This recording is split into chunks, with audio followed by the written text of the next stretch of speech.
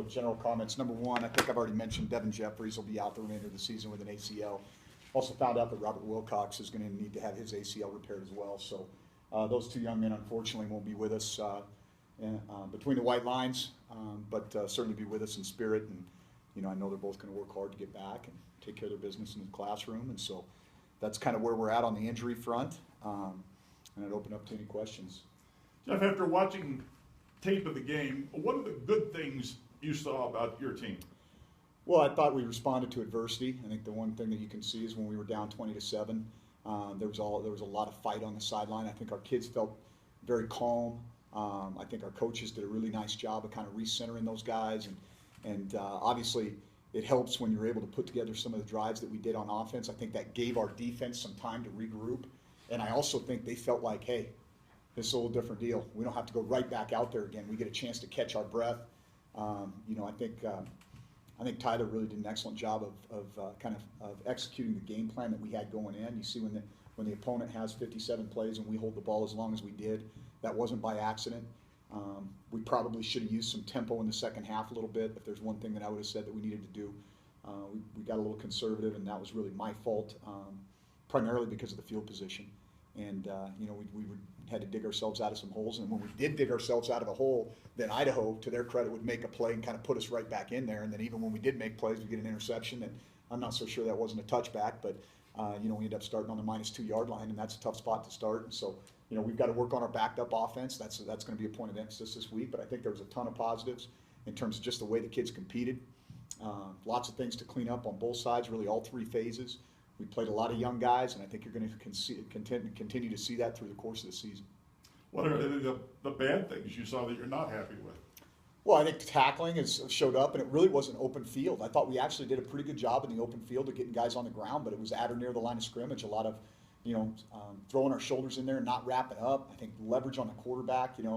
I really credit Matt Linehan because this is a kid who's coming off a 7-month recovery on an ankle injury, and he beat us more with his feet than he did his arm. And a lot of that was us not doing our job in terms of leveraging the quarterback and our pass rush lanes and getting out of position. And those are two things that stood out to me on defense. In the kicking game, I think we've just got to let these young guys kind of go. I mean, it was funny. I told our guys 10 days ago, I said to Ty, hey, we're going to win the toss, we're going to defer, and whoever the kicker is going to kick it directly out of bounds on their first collegiate kick. And I was very prophetic in that. And so those things happen. I know those guys get juiced up. And I think as the game wore on, those kids did a nice job of kind of settling down. Jared Padmos kicked out of his own end zone the entire night. He did a good job, and in his last kick, like I told him yesterday, I said that was a money kick for us because we flipped the field the one time we really had to. And I thought that there were some positive things to build on there. And on the offensive side, I think you just see our style is going to be one that we can't really allow ourselves to have negative plays or penalties. When we get into 1st and 15, that's not a good situation for us, especially against a stout defensive front like Idaho. And so we've got to be really, really precise. That was one of the things that we talked about going into the game was poise and precision on the offensive side of the ball. We had limited penalties for sure, but you can see how those negative plays or negative penalties on a mix down can really affect our offense. A couple of young guys making their first starts, Josh Hill, Marcus Ferrer. How do you think those guys did? I thought they acquitted themselves very well. I think Josh is a really good football player and has a great knack and nose for the ball. I think he ended up with 6 tackles in the game, a couple of critical ones. And then Marcus is a guy who, primarily because the guy's getting nicked up a little bit, has had to kind of emerge. And the good news is he put a lot of work in over the summer, and he's up to about 255 now. And he's, I can tell, starting to mature. He seems like he's getting a little bit bigger every day when I see him. And I think he's going to be a really solid player, a Butte tough kid that really has a great passion for the game. He's very coachable, and I think he's just going to continue to get better as the year goes on. What can you tell us about Bryant? Well, Bryant is an interesting outfit.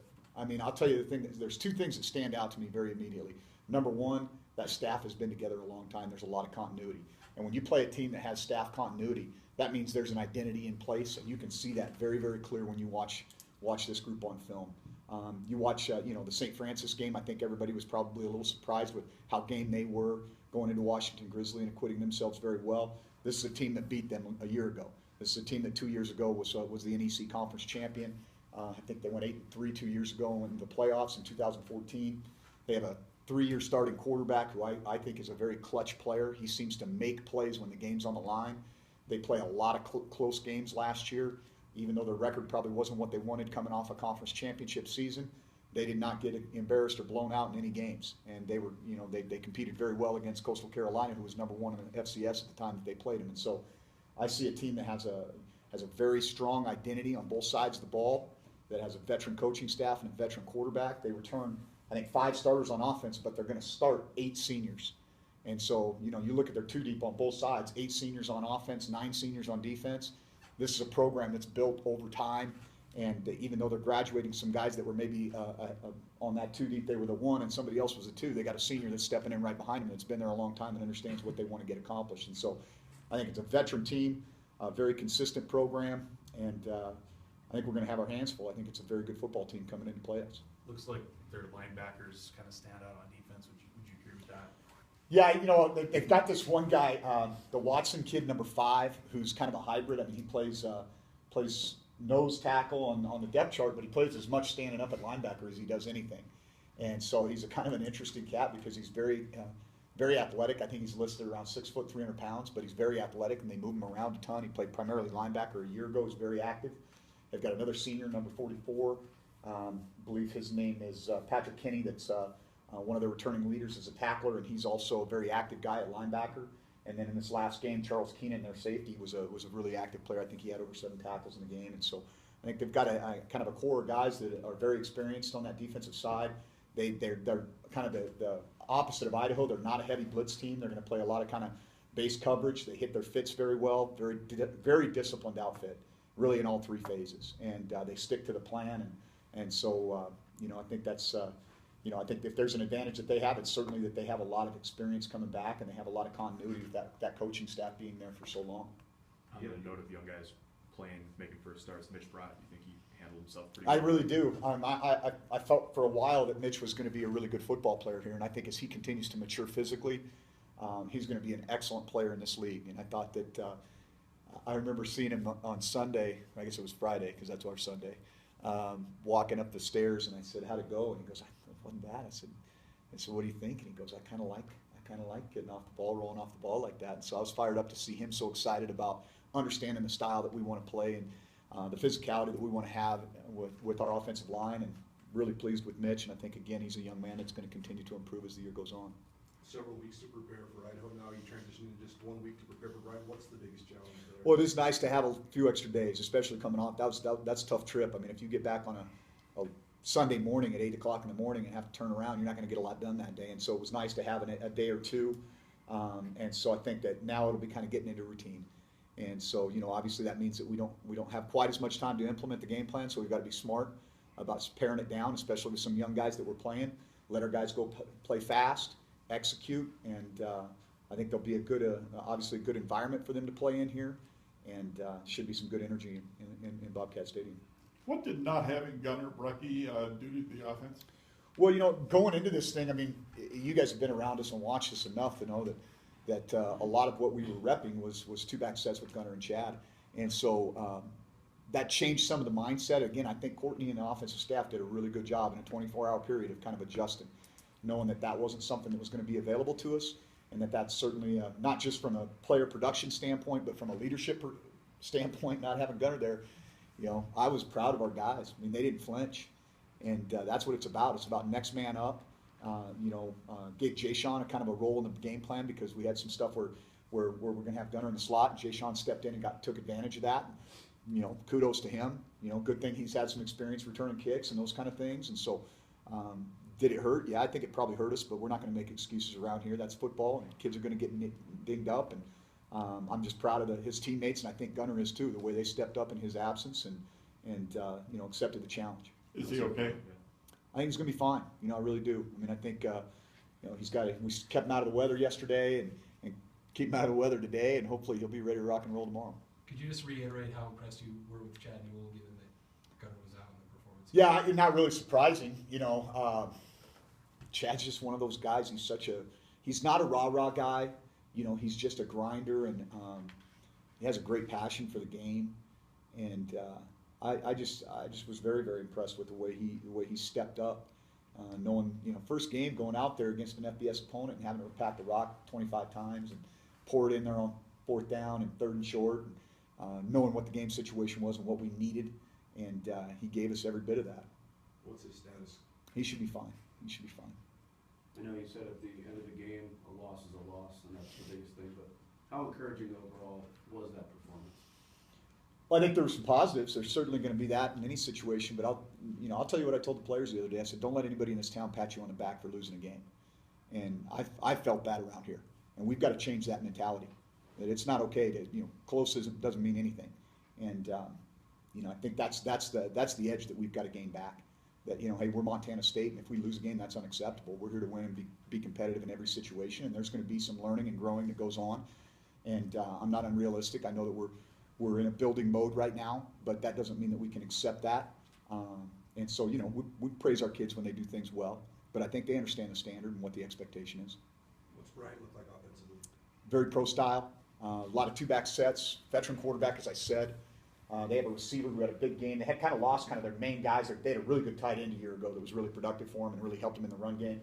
And then they had this kid, Taylor Bartlett, that had a big game last week against Merrimack, and kind of replacing another guy that was a really productive receiver, kind of a long, lanky guy. Their quarterback kind of likes to throw those 50-50 balls up and likes to match up similar to Dale Watson, the young man that we played against Idaho that had a couple catches against us in the first half.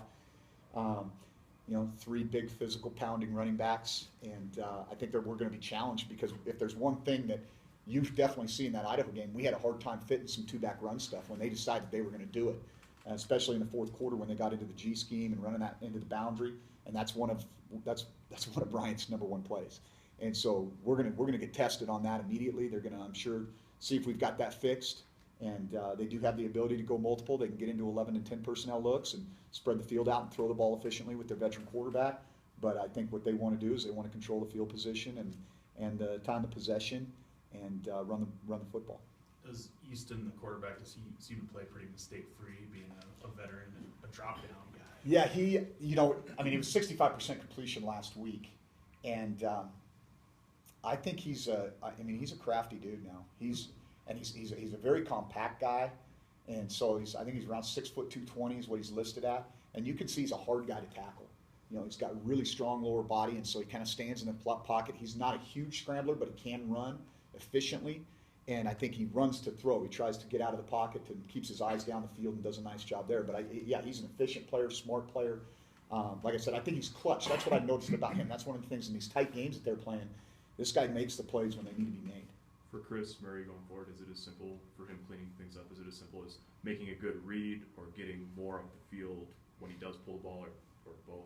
Or what's the message? Well, I think that there's your immediate learning curve, right? Most really good athletes in high school football, when things go south, they go outside because they can outrun most everybody. Well, against I think a secondary that played faster and better than I thought who they were. I mean, I think Idaho's secondary is vastly improved, and when he bounced the ball, you could see the difference in speed. I mean, where I'm sure at Lawndale, he'd bounce that thing and he was gone. Here, he bounced that thing and there's two guys waiting for him. So yeah, he's got to learn based on the situation, know when to get north and south. But he's going to learn a ton. I mean, he's going to play, and that's. Let me make one thing clear: Tyler Brugman's our quarterback. I feel very strongly that guy can win a lot of games here, and I thought he acquitted himself extremely well in his first Division I start. But I think Chris does give us an added dimension, and he'll have packages that we'll use moving forward. John Walker, what do you think of his performance? Seemed like he shut down one side of the field. Yeah, I think John did a really nice job. I think by design they were going after, Tavon to just see what he had. And to Tavon's credit, he rose to the challenge. I mean, even the two balls that were completed on him, it wasn't like that was a blown coverage. They were, just a guy going up and making a play. And so you tip your hat and go see how many times can you do it. And so, I think that gave us a lot of confidence in him. And John's a competitive kid. He's played a lot of football. And so I think, him being in the position he was in, they didn't test him a whole lot. But when they did, he was there. He was in position to make plays. Fletcher Combs, what do you think of his leadership in the middle? Tough Fletcher did a nice job. We had some checks into some of the things that they were doing. I thought he was vocal, which is something we've challenged him to be more of, because that's just not his nature. And so I thought he did a really good job of kind of getting us aligned. There's some details to clean up in terms of our alignment, both at the linebacker position and up front. We could have put ourselves in some better spots, but I think by and large Fletcher did a nice job of kind of adapting as the game went on, and we got stronger as the game went on, which was a really positive thing. I think our conditioning showed up. I think our guys were in shape. I think the demanding camp, you know, as much as those guys were wondering what the heck we were doing, I think they got it about midway through the third quarter. Oh, okay, I feel fine. Let's go. But Alex Neal, solid first. Yes, first yes. baseman. I think the entire offensive line. I mean, I think Monty Folsom played a really, really good game. You know, Alex handling our protection checks and ID in the fronts and communicating with those guys up front and those guys playing together, 5 as 1. I thought that was a very positive thing. I thought they rolled off the ball. We didn't play sideways or lateral. We tried to play downhill, and that's the style that we want to play. And I think all 5 of those guys really acquitted themselves well, and something to build on. You talked about some of the exotic looks that Bresky would give. It seemed like sometimes when they got pressure, it was delayed stuff, or that's sort of a next step for an offensive line, or is that a difficult thing to pick up when you've got someone who comes Well, up? some of it was getting beat on one-on-one situations, guys getting on edges, and you got to, you know, those things are going to happen. I mean, they got good players too, and you know, but I think they get green dog a little bit, meaning that, you know, the linebacker might have the back's in protection, he adds in on the blitz, and those things are difficult to pick up. But you know, I thought Tyler, I mean, he didn't take a sack, you know, and the one throw I'm sure he wishes he had back, you know, that was a safety robbing his eyes from the inside out. That was going to be a difficult one to see, and that number 11 is a really good player. He impressed me as the game went on. As you watch the film, things that maybe you don't see from the naked eye, of this guy dropping in what we call plug coverage, where he's dropping into the middle instead of rotating outside like a lot of safeties do, and reading the quarterback's eyes and then putting himself in position to affect the down.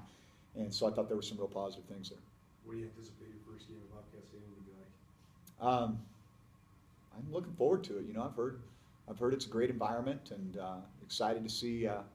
Supposedly it's going to be sunny and 77, so that's a positive. We got a little Chamber of Commerce weather, and I'm sure we'll have a great crowd. Did you think the staff, just with last week being the first time out together, did a good job logistically handling game day and all that? Yeah, no, I thought it was a great trip.